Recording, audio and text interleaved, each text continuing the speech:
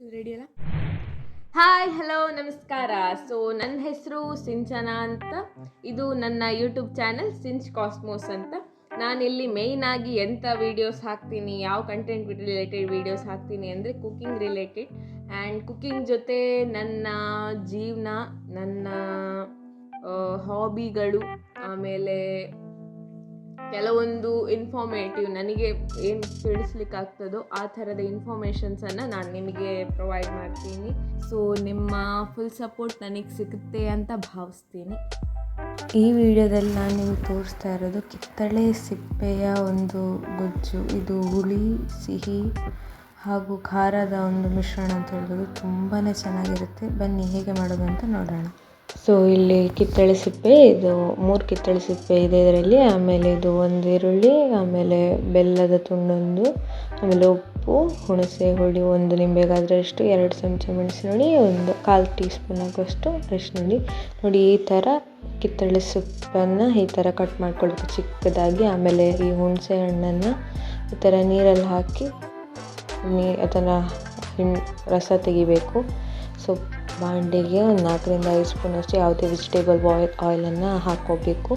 ಅದಾದಮೇಲೆ ಅದಕ್ಕೆ ಈ ಕಿತ್ತಳೆ ಸಿಪ್ಪೆಯನ್ನು ಹಾಕಿ ಚೆನ್ನಾಗಿ ಹುರ್ಕೊಳ್ಬೇಕು. ಒಂದು 5 to 6 ಮಿನಿಟ್ಸ್ ಹುರ್ಕೊಳ್ಬೇಕು. ಅದು ಚೆನ್ನಾಗಿ ಹುರಿದು ಒಂದು ಗೋಲ್ಡನಿಶ್ ಕಲರ್ ಬರುತ್ತೆ.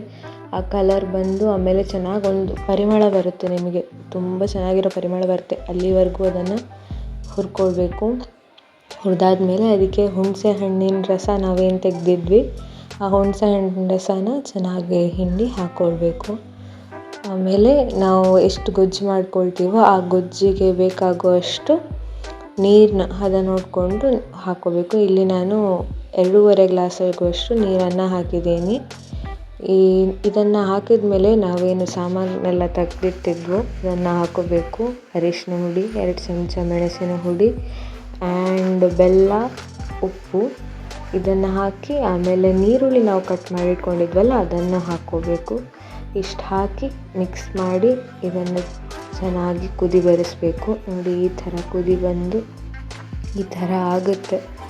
ಒಂದು ಫುಲ್ ನೀವು ಕುದಿ ಬಂದು ಅದು ಚೆನ್ನಾಗಿ ನಿಮಗೆ ಒಂದು 10 ನಿಮಿಷ ಆಗುವಷ್ಟು ಕುದಿಸಬೇಕು. ಇದನ್ನು ಇದಾದ್ಮೇಲೆ ಇದಕ್ಕೆ ಒಗ್ಗರಣೆ ಹಾಕಬೇಕು. ಸಾಸಿವೆ, ಮೆಣಸು ಹಾಗೂ ಕರಿಬೇವಿನ ಒಂದು ಒಗ್ಗರಣೆ.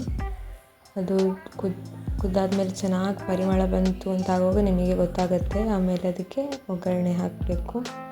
ಒಗ್ಗರಣೆ ಹಾಕಿದ ಮೇಲೆ ಈ ಕಿತ್ತಳೆ ಹಣ್ಣಿನ ಸಿಪ್ಪೆಯ ಗೊಜ್ಜು, ಹುಳಿ, ಖಾರ, ಸಿಹಿ ಎಲ್ಲ ಬ್ಯಾಲೆನ್ಸ್ ಆಗಿರೋ ಈ ಗೊಜ್ಜು ರೆಡಿ ಆಗುತ್ತೆ.